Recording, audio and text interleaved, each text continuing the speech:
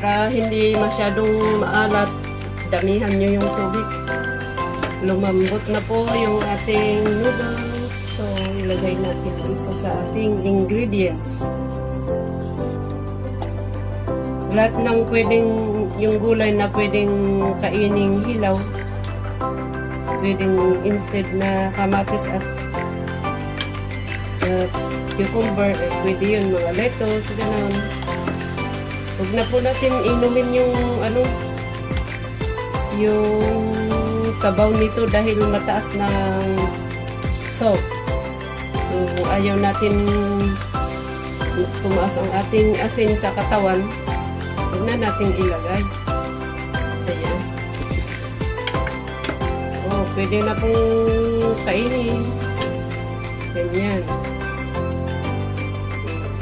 Para maging